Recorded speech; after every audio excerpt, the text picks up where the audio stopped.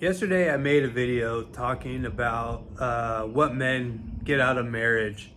It was a conversation between Pearl Davis and Andrew Wilson.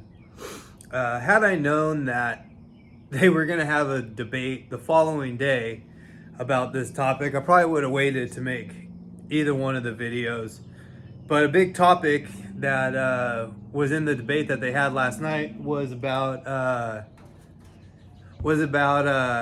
divorce, and Pearl's super black pilled because men get hosed in divorce a lot, and Andrew's whole thing was, it's getting better that with prenups are being held up more and more, like 90% of the time prenups hold, and they were talking about some higher profile divorces that had happened. I think one was Steven Crowder.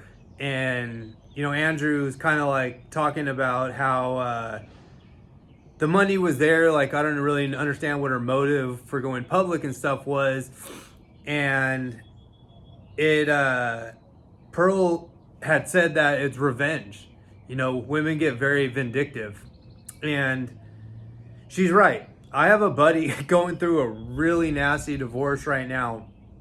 And when he had first told me about them splitting up, I was like, man, that's a bummer. And he was like, yeah, I think I'm going to get a place down the hill. And kind of, like they just kind of slowly separated. And he went over there one night to pick up the kid. Like he was going over there every night, to put him to bed and stuff. And trying to keep, the routine somewhat the same, even though they were splitting up. And it seemed pretty cordial. They seemed like they were getting along, fairly well, and it was going to be, hey, things aren't working out, we're going to separate. And he had even told me that they had had a conversation one night, both crying and like, it sucks that it came to this, but we're just not good for each other, and it happens. And that changed really quickly. Once the attorney started getting involved, that night that they had this conversation, it was very, I don't want to take all your money and make this ugly. Let's just, have a cordial separation. And as soon as, the money got involved and stuff like that, and now it's really nasty, really vindictive. She's saying all kinds of crazy things about him having, violent and being a non-provider and PTSD issues, and like pulling out all the stops and trying to take him for everything. And it's scary. It's scary how quickly someone that you thought you loved and thought, was, your best friend, could just turn on you like that. And my wife and I have been to the verge of divorce multiple times. To be honest with you, she probably should have left me a long time ago. She should have left me when my drinking was an issue, before we had even gotten married. She probably should have left me during my drug addiction and I was getting arrested and getting in all the bullshit I was going through. But she stood by my side, and I'm very grateful she has, because honestly, I'd probably be dead or in jail had she not put up with it all. And very few people can say that about the person they married. And it's unfortunate, these no fault divorces are a huge problem, because my wife easily could have just went to the courts and been like, he's a drug addict, I'm leaving him, end of story. And that would have been devastating on the kids. It would have been devastating on me. I probably would have stayed a drug addict. Or relapsed and went back to being, I probably would have ate a bullet by now, to be honest with you. In fact, my uncle, I've mentioned a couple of times on here, unalived himself after a nasty divorce. And that was another thing on the topic last night on the debate, was how often men after divorce, going through these divorces, unalive themselves. And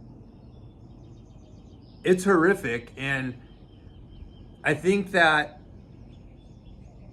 a lot of laws need to change around this kind of stuff because, for one, it would make people more filter out who they're gonna marry a little better, so these kinds of things don't happen.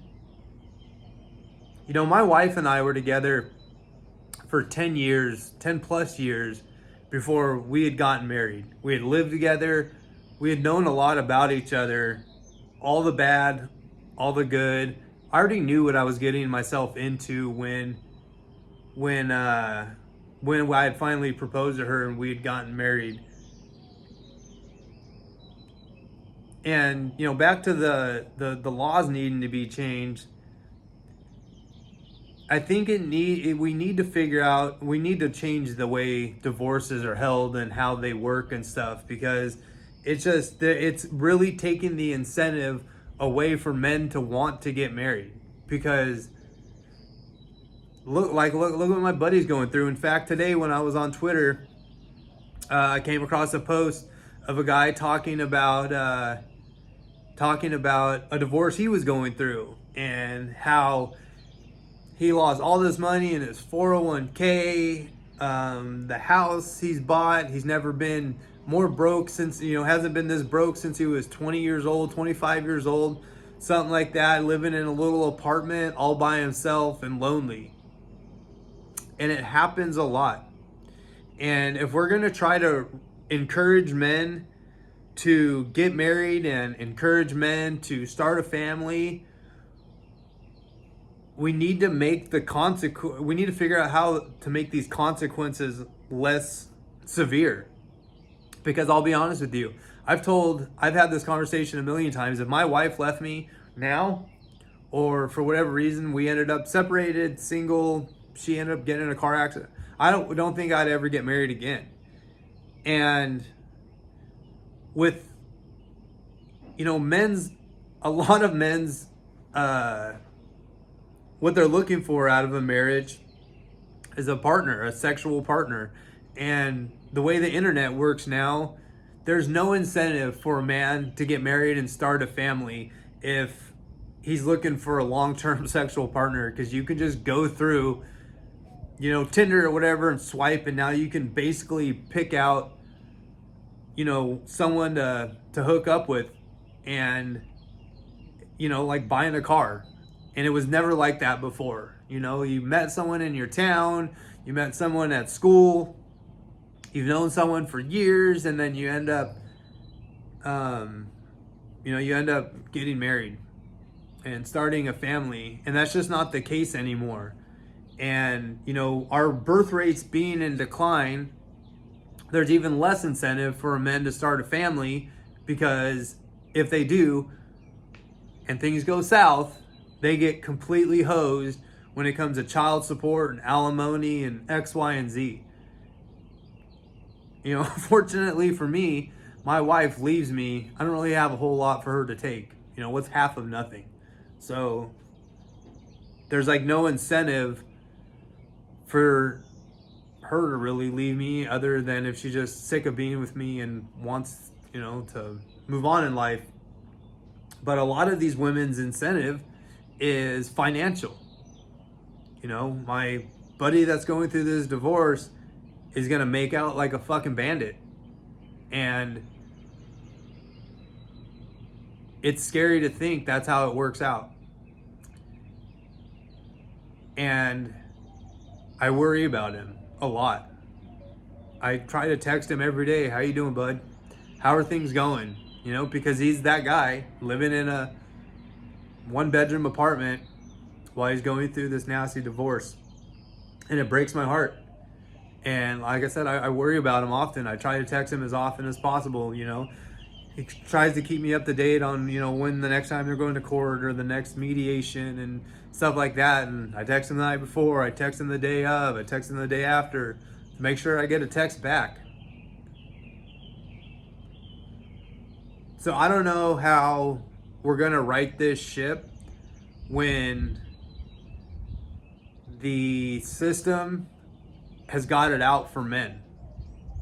And Andrew did bring up that men more now than before are getting custody of the children, but when the men are the breadwinners, it doesn't work out, right? If I had full custody of my kids and I was the one making the money, I got to put them in daycare every day so I can go to work.